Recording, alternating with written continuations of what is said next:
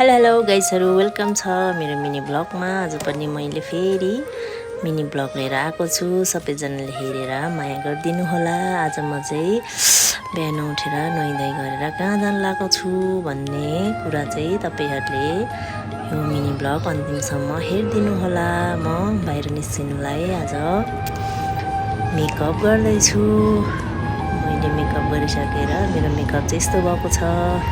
यसो मेकअप सेकअप गरेर म अनि त्यसपछि लुगा लाउन थाले। अनि लुगा लगाइसकेपछि मेरो लुक यस्तो भयो। म यस्तो भएर निस्किन लागेको छु। त्यसपछि हामी जाँदै छौं क्यानाको मामु क्याना म क्यानाको भाइ हामी पठाउ चढ्नलाई हिँड्दै छौं। बाटोमा जाँदै छौं पठाउ चढ्ने ठाउँमा पुग्न लाग्यौं हामी। त्यसपछि पुगेर पठाउको वेटिङ गरिरहेछौं हामी। एकदम घाम लागिरहेको थियो गर्मीले मेरो फेस चाहिँ यस्तो रहेको छ। क्याना चाहिँ त्यहाँ हाँस्दै बसिरहेछ फाइनली। अनि पठाउ पनि आयो। हामी चढेर जाँदै छौं बाटोमा। क्यानालाई म जिस्काउँदै छु उ हाँस्दै छ। हामी बाटोमा जाँदै छौं। हामी कहाँ गएको भन्दाखेरि फाइनली हामीलाई माइली भदैनीले बोलाएर भदैनीको जाँदै छौं। अनि हामी यहाँ भदैनीको जानलाई कोसीले किन्दै छौं। यता हाम्रो साउजी हुनुहुन्छ।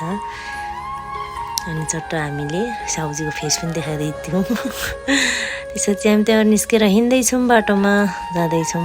जाँदा बाटोमा क्यानाको मामुले चाहिँ थोरै कस्मेटिक पसल छिरुमै भन्यो। अनि त्यसपछि हामी कस्मेटिक छिर्दै छौं। कति राम्रो टप रहेछ हेर्नलाई। त्यसपछि हेरिमरौँ। त्यसपछि हामी निस्क्यौं। त्यसपछि फाइनली हामी माइलीको घर पनि पुग्यौं। अनि माइलीलाई हामी गर्दैछौं बोल्दैछ माइली नमस्ते भन्दैछ। त्यसपछि माइली गएपछि माइलीले हामीलाई कोदोको जुस दियो। कोदोको जुस हामी चाहिँ खाँदैछौँ है गाइजहरु। त्यसो जुस सकिने बित्तिकै फेरि खाना खान थाल्यौं। खाना एकदम मिठो थियो। मिठो खानको लागि धेरै धन्यवाद माइली। फेरि पनि यस्तो मिठो खाना खान बोलाउँदै गर्नु होला। अनि उ चाहिँ उतापट्टि जुस लाउँदैछ दिउ क्यानाको लागि। त्यसपछि खायौं बस्यौं 1.5 घण्टा बसेपछि हामी त्यसपछि त्यहाँबाट फेरि निस्केर बाटोमा आउँदै हो म र क्याना चाहिँ आउँदै छौं। क्यानालाई म जिस्काउँदै हिँडिरहेको छु। क्याना हाँस्दै छ।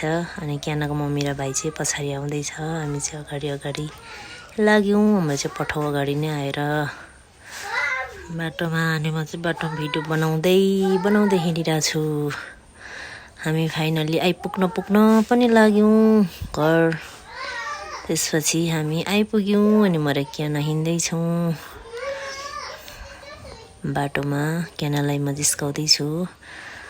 अनि त्यो माथि हो हाम्रो घर चाहिँ। हेर्नुस् कति राम्रो सिन छ। ओके आजको मिनी ब्लग यति नै। फेरि अर्को ब्लग लिएर आउने छौं। सबैले माया गरिदिनु होला। क्याना चाहिँ लड्यो यहाँ फाइनली। हेरेर साथ सपोर्ट माया गरिदिनु होला।